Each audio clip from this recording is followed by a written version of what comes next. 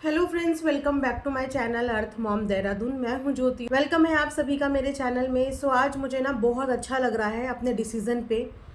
Decision ये है कि यूट्यूब में आना तो मैं चाहती थी, लेकिन थैंक गॉड कि मैं कभी भी व्लॉगर नहीं बनी या कभी भी व्लॉगिंग में मेरा इंटरेस्ट नहीं गया।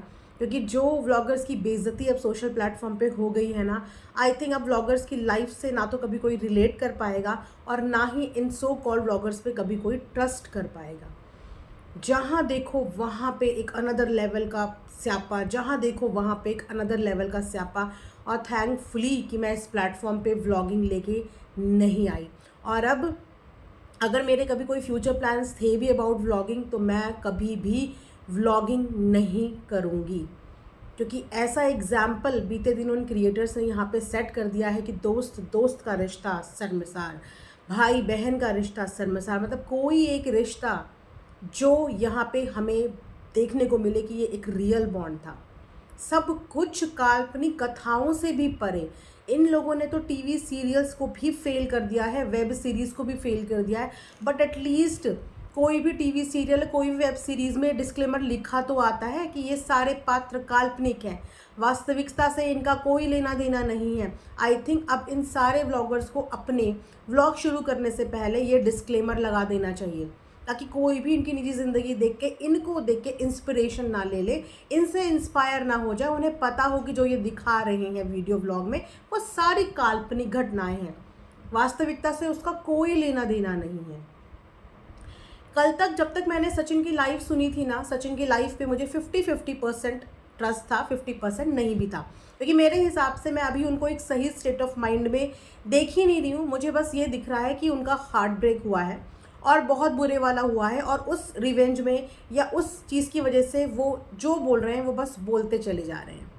तो मैंने 50-50% लिया था, और मैंने अपनी वीडियो में बोला भी था कि मैं विश्वास जो करूँगी 100% वो मैं मनीषा की स्टेटमेंट पे करूँगी। मनीषा ने जितना व्लॉग बनाया था उस पर मुझे विश्वास है, और आगे भी अगर मनीषा कोई भी स्टेटमेंट या कोई भी वीडियो व्लॉग बनाती है तो उस पर मैं विश्वास करूँगी। लेकिन मनीषा के साथ साथ जिस इंसान का वीडियो कल से आने लगा है, मेरे को उस पर भी विश्वास है। मुझे उस इंसान पर भी विश्वास है, और वो हैं नीतू दीदी। मुझे उन पर भी विश्वास है, क्योंकि उनकी जर्नी भी हमने देखी है। वो कंटेंट की भूखी कभी हमें नहीं दिखी। उनका कंटेंट अपना खुद का होता था। उनके अंदर एक टैलेंट है, वो है कॉमेडी का, और उसी टैलेंट की वजह से उन्हें टिकटॉक में भी पहचान मिली, और उसी टैलेंट की वजह से आज भी हम उनको पसंद करते हैं कि वो बहुत अच्छी कॉमेडी करती है। इसके अलावा मैंने कभी किसी कंट्रोवर्सी में उनको नहीं देखा। कभी कोई ऐसी हरकत करते हुए, कभी कोई गंदा कंटेंट लाते हुए, कभी कोई गंदी वीडियोस बनाते हुए मैंने उन्हें कभी नहीं देखा। ना ही किसी की भी चीज़ में कंटेंट खाते हुए उन्हें देखा। लेकिन जब कल से मैं उनकी वीडियो देख रही हूँ ना, तो दिल बहुत ज़्यादा दुख रहा है। दिल बहुत ज़्यादा दुख रहा है। इतने बैक टू बैक धोखे देने वाला इंसान हर किसी की ज़िंदगी में एक ही क्यों है? इस यूट्यूब पे कम से कम नहीं भी तो अभी 6 से 7 क्रिएटर्स ने आके वीडियो बना दी है, और सब अपने अपने साथ हुआ धोखा गिनवा रहे हैं। एक सिंगल इंसान ने आखिर कितने लोगों को धोखा दिया है, और किस हद तक धोखा दिया है, किस हद तक? सचिन पे हम लोग इतना ट्रस्ट नहीं कर सकते, क्योंकि जो चीज़ें हुई हैं उसमें सचिन और वो दोनों इक्वली दोषी हैं, गुनहगार हैं। अब चाहे इस चीज़ को कोई वशीकरण बोले या कोई इस चीज़ को बोले मैं मेंटली डिप्रेस था या मैं सिंपैथी में आ गया था, बट आए थे, किसी भी तरीके से आए थे, बट आए थे। सामने वाला बंदा अगर बुरा था तो आप उसके साथ बुरे बन गए। लेकिन नीतू दीदी के साथ जो हुआ, आज उनका वीडियो देखते हुए मेरी आंखों से आंसू आ गए थे। ऐसा बहुत कम होता है कि किसी का वीडियो व्लॉग देख के मैं इमोशनल होती हूँ, क्योंकि मैं जब भी किसी का व्लॉग और वीडियो देखती हूँ सिर्फ इसी नज़रिए से देखती हूँ कि मेरा एक प्रोफेशनल प्लेटफॉर्म है यूट्यूब का, जहाँ पे मुझे देखने वाली ऑडियंस मेरे रिएक्शन का वेट करती हैं, क्योंकि मुझ पर ट्रस्ट करती हैं कि दीदी आएंगी तो आके हमें एक सही एनालिसिस बताएंगी। इसीलिए मैं इमोशन सब कुछ साइड में रख के यहाँ पे आके अपना काम करके जाती हूँ, कि मेरी वजह से मेरी जनता थोड़ी भी गुमराह ना हो जाए। लेकिन जब मैंने आज नीतू दीदी का वीडियो देखा तो मेरी आंखों से सच में उनकी वीडियो देख के आंसू निकल आए। उस औरत की कोई गलती नहीं थी, फिर भी उसका नाम बीच में क्यों लाया गया? जहाँ पे बात सिर्फ दो लोगों की हो रही है, दो परिवारों की हो रही है, वहाँ पे एक तीसरे इंसान को मोहरा बना के उसको बदनाम क्यों किया गया? चलो उसको बदनाम किया तो किया, लेकिन उसके बाद उसको प्रोटेक्ट करने के लिए उसके सपोर्ट में आके बोला क्यों नहीं गया? बहुत गंदे गंदे शब्द का प्रयोग नीतू दीदी के लिए किया था। और आज जब उन्होंने अपनी आप बीती बताई तो ऐसा लग रहा था कि ये इंसान मतलब क्यों सह रही थी, क्यों वहाँ पे सचिन सह रहा था, क्यों वहाँ पे मनीषा सह रही थी, क्यों उनकी फैमिली सह रही थी, क्यों इनके खुद के भाई, इनकी खुद की माँ, इनकी खुद की भाभी सह रही थी, क्यों बाकी के क्रिएटर सह रहे थे, और सबसे ज़्यादा क्यों नीतू दीदी सह रही थी? आप लोग आज के ज़माने में रहने वाली महिलाएं हो, सोशल इन्फ्लुएंसर हो, आप लोग ब्लैकमेलिंग को सपोर्ट कर रहे हो। कोई इंसान आपको अपनी उंगलियों पे नचा रहा था और आप लोग सिर्फ ब्लैकमेलिंग के डर से उन उंगलियों पे नाच रहे थे, नाच रहे थे, नाच रहे थे। जर्नी उन्होंने अपनी बताई ना, मैं समझ पा रही थी। उनका दबने का एक रीज़न ये भी था, शायद उनकी घर की फिनेंशियल कंडीशन, शायद जिस बैकग्राउंड से वो आती हैं, ये भी उनका चुप रहने का सबसे बड़ा रीज़न था। लेकिन बोलते हैं जब कोई इज़्ज़तदार इंसान, भले ही वो गरीब हो लेकिन इज़्ज़त का पक्का हो, जब उसकी इज़्ज़त पे बात आती है तो वो इंसान इसी तरीके से सामने आ जाता है जैसे कि वो आई। कोई ऐसा इंसान जिसकी बेइज्जती इस ग्रुप में ना हुई हो, कोई ऐसा इंसान जिसको नीचा ना दिखाया गया हो, कोई ऐसा इंसान जिसकी दिल खोल के बिना किसी स्वार्थ के यहाँ पे मदद करी हो। मैं चाहती हूँ कि कोई एक तो उठ के आए, कोई सिंगल एक बंदा तो उठ के आए और बोले कि हमारी उन दीदी ने ऐसे मदद करी थी। लेकिन अनफॉर्चुनेटली कोई एक भी बंदा उठ के नहीं आ रहा है, नहीं बोल रहा है कि हाँ हमारे साथ उसने अच्छा किया था। मतलब सबके सब को प्रताड़ित किया था, सबके सब को, सिर्फ सिंपैथी के भरोसे, सिर्फ ब्लैकमेलिंग के भरोसे। फ़िलहाल नीतू दीदी की जर्नी का एक और पहलू सामने आया है, जहाँ पे उन्होंने एक ट्रिप से रिलेटेड सच बताया है। जब ये ट्रिप हम लोग व्लॉग में देखते हैं ना तो हम लोगों को कितना अच्छा लगता है। मैं भी इन लोगों के ग्रुप को बहुत एडमायर करती थी, सीरियसली बता रही हूँ, मुझे इतना अच्छा लगता था इन लोगों का ग्रुप।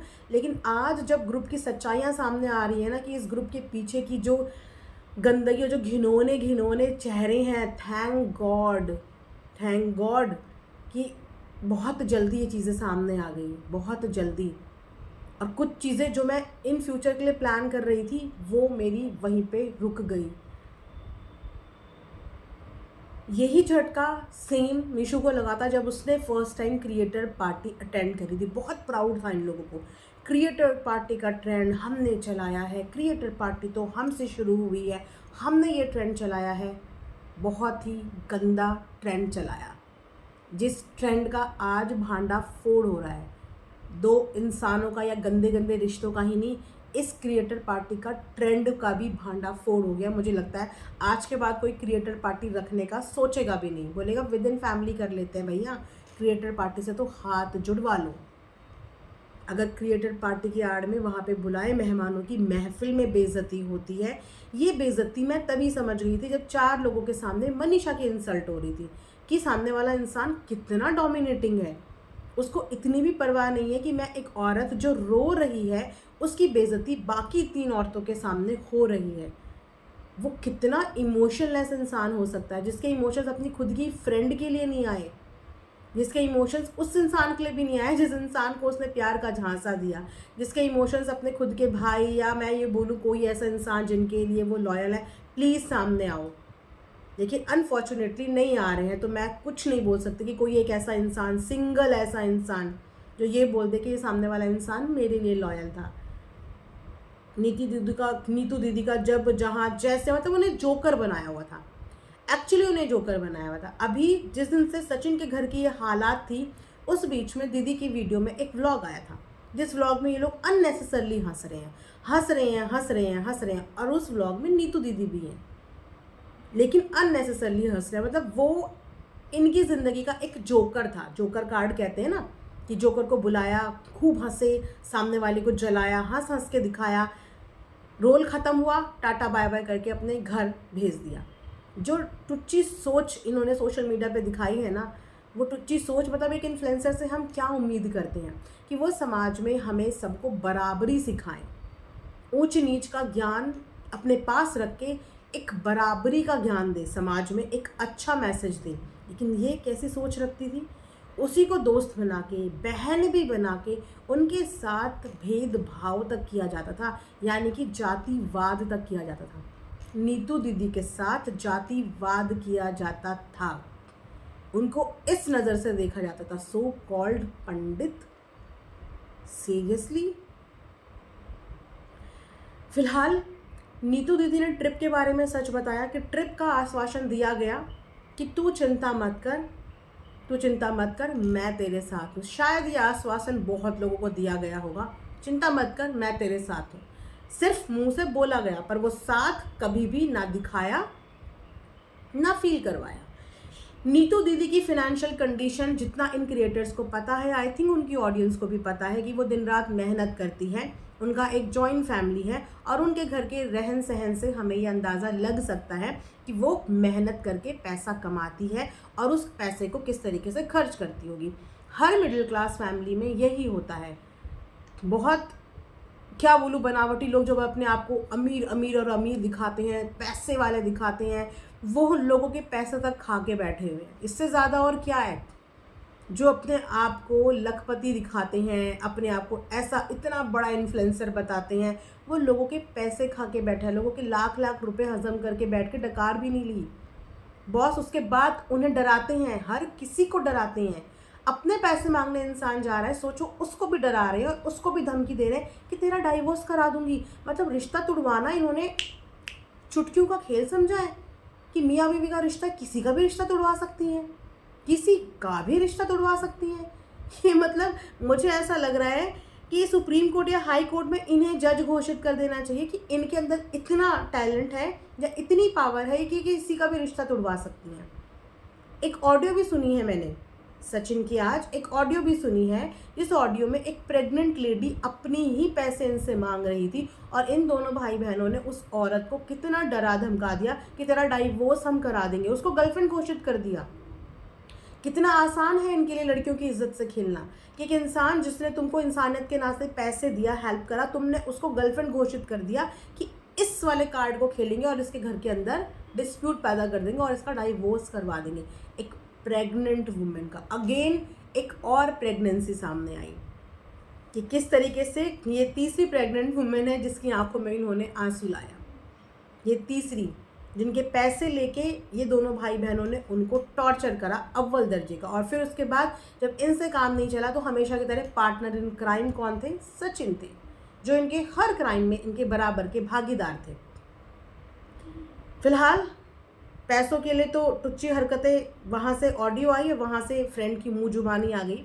इनफैक्ट दो क्रिएटर्स ने आगे इस बारे में बताया है कि पैसों के लिए ये लोग कितने टुच्चे थे कि पहले अपना ही बोल के कि मैं तेरा सब कुछ स्पॉमो कर दूंगी, हेल्प कर दूंगी, मेरे होते हुए तुझे डरने की ज़रूरत नहीं है। नीतू दीदी को अपने साथ लेके जाया गया और उसके बाद भरी महफिल में लोगों के बीच में उन्हें बोला कि पैसे दे, कहीं से भी पैसे निकाल, अभी के अभी पैसे दे।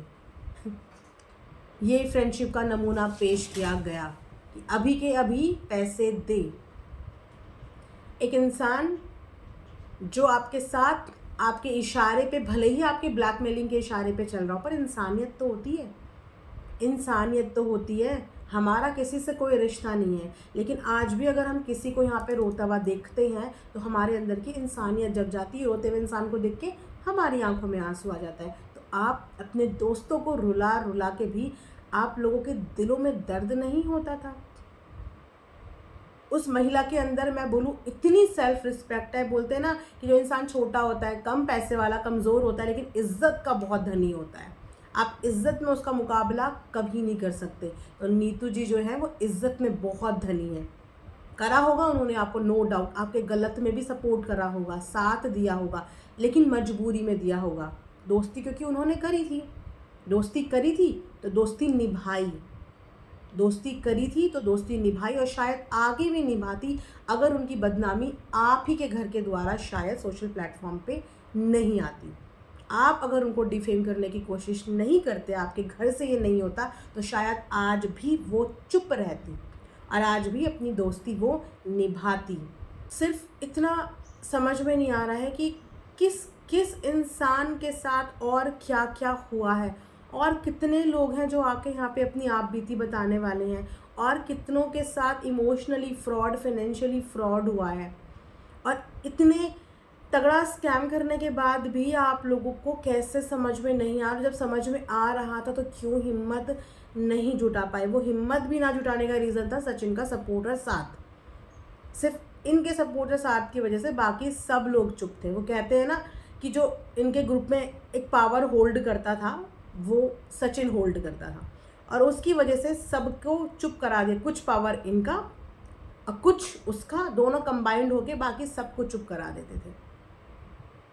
लेकिन आज जब वो कहते हैं ना, वो सपोर्ट सिस्टम डगमगा गया है, तो सबके अंदर की अंतरात्मा आज जागरूक हो गई है और सब आके अपनी लाइफ स्टोरी बता रहे हैं कि उनके साथ दीदी ने क्या क्या किया, उनके साथ इस फैमिली ने क्या क्या किया, उनके साथ क्या क्या हुआ है। सो सबसे ज़्यादा कनेक्टिंग और हर्ट करने वाली स्टोरी थी नीतू दीदी की।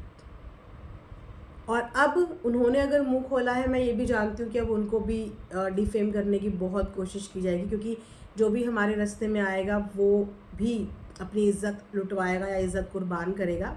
ये सिस्टम होता है यहाँ का।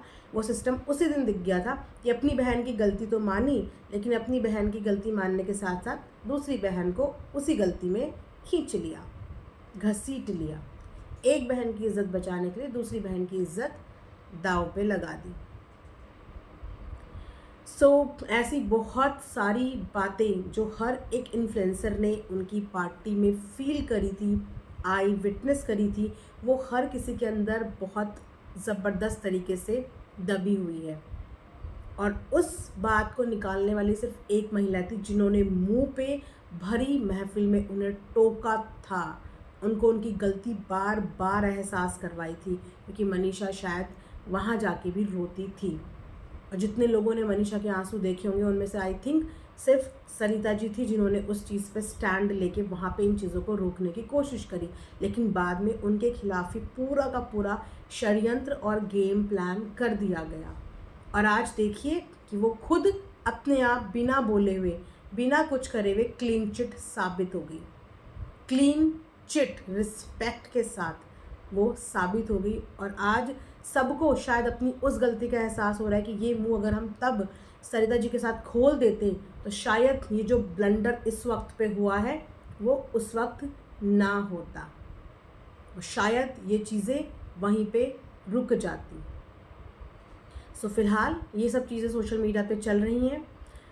और रही बात रिकॉर्डिंग की, तो अभी वो रिकॉर्डिंग नीतू दीदी की नहीं आई है, और मुझे लगता भी नहीं कि उनकी कोई रिकॉर्डिंग यहाँ पे आने वाली है। और अगर रिकॉर्डिंग आती भी है तो उस रिकॉर्डिंग में ऐसा कुछ नहीं है जो नहीं हो रहा हो। उस रिकॉर्डिंग में वही सब कुछ है जो फाइनली अब हो रहा है और देखने को आपको मिल रहा है। लेकिन उस समय पे उस रिकॉर्डिंग का इसीलिए इस्तेमाल किया गया कि अगर मैंने सोशल मीडिया पे डाली तो लोग तुझे बहुत गालियाँ देंगे कि तू ऐसा सोचती है, ऐसा ख्याल करती है। उस समय देवी का दर्जा था, हम सबकी आंखों पे पट्टी बंधी थी, देवी का दर्जा दिया था, आशीर्वाद मिलता था, सबको आशीर्वाद मिलता था। अपनी पावर, इन्फ्लुएंसर की पावर, मेरे इतने मिलियन सब्सक्राइबर की पावर, वो सारी पावर के बलबूते पे उनको उस वीडियो के आधार पे, रिकॉर्डिंग के आधार पे डराया और धमकाया जा रहा था। और प्लस जो ये हमेशा से धमकाती हैं, अदर देन दिस, जो बहुत सारे लोगों को इन्होंने यहाँ पे धमकाया है, आके सब बता रही हैं कैसे कैसे ये क्या क्या चीज़ें करती थी। फ़िलहाल एक बेचारी प्रेग्नेंट लेडी जिसके अभी भी दोबारा से भी बेबी हुआ है, उसके पैसे नहीं दिए हैं। इतना लाखों कमाने के बाद भी आप किसी के पैसे नहीं दे पा रहे हो, तो ये पैसे कौन भरेगा? सचिन भरेगा या कौन भरेगा ये पैसे? किसी इंसान के पैसे मत मारो। हर इंसान मेहनत की कमाई से दो रोटी खाता है। इतनी तो डिग्निटी रखो अपने अंदर, एटलीस्ट इतनी तो सेल्फ रिस्पेक्ट रखो कि अगर किसी से पैसे लिए हैं, किसी की मेहनत की कमाई ली है, तो कभी भी हज़म नहीं होती। किसी के पैसे अगर आप किसी की मेहनत की कमाई इस तरीके से हड़पने की कोशिश करते हो तो वो लिटरली हज़म नहीं होती। तो वो मेहनत की कमाई जो किसी औरत ने दी थी, कृपया करके उनको उनकी मेहनत की कमाई दी जाए। इस तरीके से उनको परेशान ना किया जाए।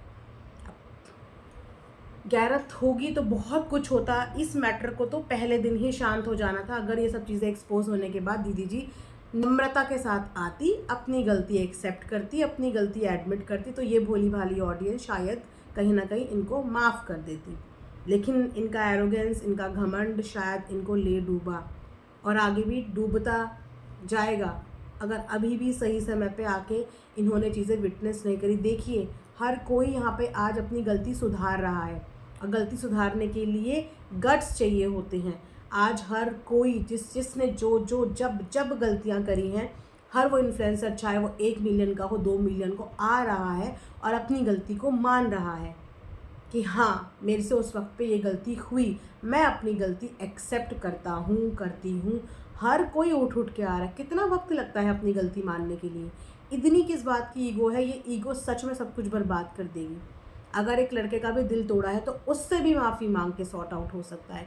दोस्तों का दिल तोड़ा है तो पब्लिक में दिल तोड़ा था ना, पब्लिक में उंगलियां घुमा घुमा के एलिगेशंस लगाए थे, तो यहीं पे माफ़ी मांग के हर चीज़ अभी भी सॉर्ट हो सकती। लेकिन माफ़ी मांगने का एडवाइस शायद बहुत कम लोग देंगे। बोलेंगे नहीं, लड़ो, फाइट करो, लड़ो, डराओ, धमकाओ। लेकिन डराने, धमकाने, लड़ने से मैटर हमेशा बढ़ते हैं। शांति से अपॉलॉजी करके मैटर हमेशा दबते हैं। आई होप कि ये वीडियो दोस्तों आप लोगों को मेरी पसंद आई होगी। मिलेंगे नेक्स्ट वीडियो में, तब तक आप लोग भी इंतज़ार करिए, मैं भी इंतज़ार करती हूँ। एंड कमेंट सेक्शन में कमेंट करके अपना पॉइंट ऑफ व्यू शेयर करना। मिलेंगे नेक्स्ट वीडियो में। Thanks for watching earth Mom Dehradun.